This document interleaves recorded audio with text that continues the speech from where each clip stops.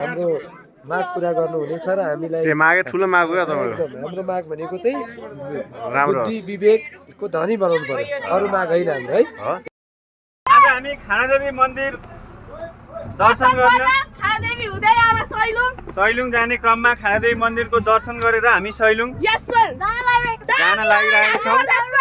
उता पारिपट्टि हिमाल sorry sir अग्लेश्वर डाँडो देखिरहेछ जो चाहिँ हाम्रो सुनापति दोरम्बा सैलुङ र खानादेवीको सङ्गम स्थल भनेर हामीले पढाएका छौँ पनि विद्यार्थी भाइ बहिनीहरूलाई।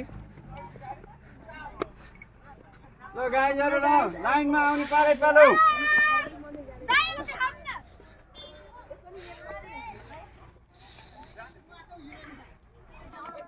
अब हामी अहिले खानादेवी मन्दिर जाने क्रममा सिँढीहरू उक्लिँदैछौँ।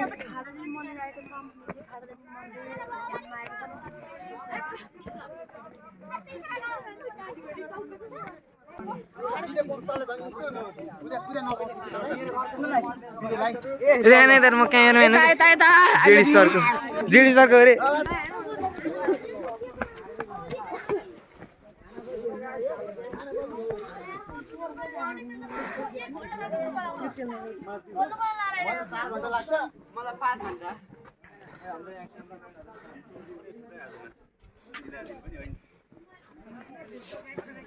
यही खोल्ने जुत्ता मुजा नै लादा कम मुजा चाहिँ लाउने जुत्ताको खोल्ने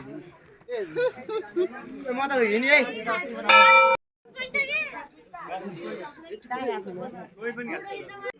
हेलो के हो कस्तो हेलो मात्रै भन्छ है ए सर हैन आज चाहिँ हामी हैन खानादेवी मन्दिर हुँदै सैलुङ जान लागेको हाम्रो चाहिँ 7 र 8 को टुर अनि सर बाकी आदि चाहिँ उताहरुको 8 को आदि खोटाङ 9 को चितवन 10 को पोखरा गइरहनु भएको छ। हामी चाहिँ अनि यस्तो सैलुङ भिजिट गर्न आएको क्या सर। अनि अब हामी चाहिँ अहिले खानादेवी दर्शन गर्दैछौँ क्या सर। है खानादेवी तिम्रो दर्शन होइन त खानादेवीको दर्शन गर्नुपर्छ क्या सर।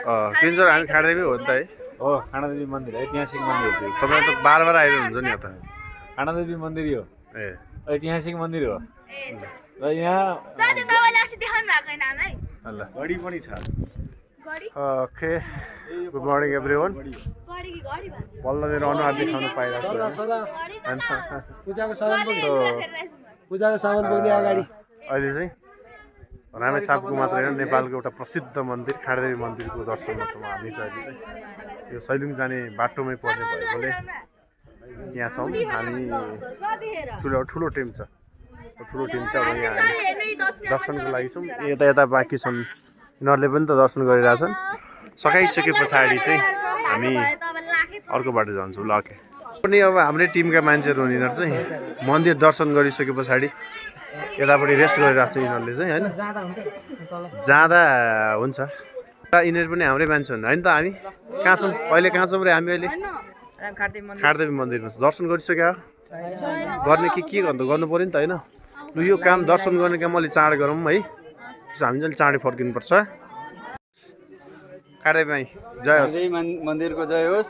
हामी आज मन्थली माविका शिक्षक तथा कक्षा 7 र 8 का विद्यार्थी भाइ बहिनीहरूलाई एक दिने शैक्षिक अवलोकन भ्रमणका लागि हामी खानादेवी मन्दिरको दर्शन गर्ने क्रममा छौँ। अब यो कार्यक्रम सकेपछि हामी यहाँबाट दोरम्बा हुँदै सैलुङतिर प्रस्थान गर्नेछौँ र बाटा हुने विभिन्न गतिविधिहरूका बारेमा म मेरो आत्मीय मित्र जेडी सरलाई म अवगत गराउनेछु।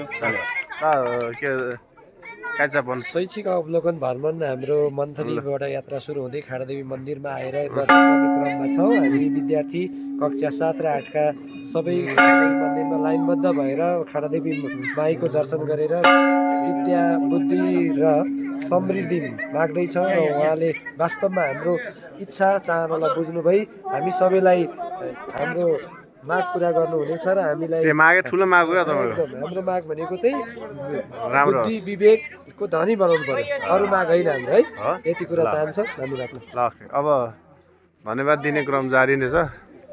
कतापट्टि जानु नवीन सर धन्यवाद दिने होइन। हामी चाहिँ भ्रमणको क्रममा मन्थली मामीबाट अहिले खानादेवी मन्दिरमा छौँ। हजुर यहाँ चाहिँ हामी आशीर्वाद लिने क्रममा छौँ। यसपछि हामी सैलुङ प्रस्थान गर्दैछौँ। ओके सर ल हस् ल अब यो खानादेवी मन्दिरको अघिल्लो भाग यो अघि मैले भनिहालेँ नेपालकै प्रसिद्ध नेपालको सबैभन्दा बढी यो भोग दिने बलि चढाउने ठाउँ यो चाहिँ राजा महाराजाले पनि आएर पहिला बेला भोग दिनुहुन्थ्यो अरे होइन राजाहरूले पनि आफ्नो कर्म सिद्धि होस् भनेर चाहिँ आशीर्वाद लिन आउने ठाउँ यो खाडादेवी मन्दिर भएको कारणले यो प्रसिद्ध खाडादेवी मन्दिर यो खाडादेवी गाउँपालिकामा रहेको छ। यसको दर्शनले हाम्रो मनोकामना र चाहना पुग्छ भन्ने विश्वास हामी जनमासमा रहेको छ। रहेको छ। यो चाहिँ सधैँभरि वर्षैमा चाहिँ वर्ष दिनमा 365 दिनै खुला रहन्छ र बलि पनि हुन्छ होइन, कुनै दिन पनि खाली रहँदैन। यो चाहिँ योभन्दा माथि एउटा चाहिँ फोर्ट यो के अरे युद्ध गढी पनि योभन्दा माथि चाहिँ, त्यही भएर यो एउटा स्ट्रक्चर हेर्दाखेरि पनि वरिपरिबाट चाहिँ माथि उठाएको ठाउँ यो गढीको लागि चाहिँ युद्धको लागि चाहिँ उठाएको ठाउँ पनि भनेर बुझिन्छ। अब हामी के गर्छौँ भन्दाखेरि अब जान्छौँ है, धेरै पनि यहाँ पहिला चाहिँ के थियो भन्दा जुत्ता लाएर अगाडि आउन मिल्थ्यो, तर अहिले चाहिँ जुत्ता लाएर अगाडि आउन मिल्दैन। यहाँ एउटा गेट छ, गेटबाट भित्र छिर्नु चाहिँ मिल्दैन। यहाँ अगाडि बाहिर एउटा जुत्ता चप्पलको लागि चाहिँ एउटा ठाउँ राखेर चाहिँ यहाँ खोलेर मात्र अनि भित्र जाने रहेछ। अनि यहाँ वरिपरि पहिला मन्दिरमा राखेको घन्टी नै घन्टीहरू पाइन्थ्यो। 12औं शताब्दीदेखिको घन्टीले पनि अहिले अर्कै ठाउँमा चाहिँ राखिया रहेछ। यस्तै हो। अब हामी के गर्छौँ अब यो यतापट्टि घन्टी बजाउने मान्छेहरू सबैले दर्शन गरिसक्नु लाग्छ है। सैलुङ जाने हो नि त। हस् ओके ल बाई बाई।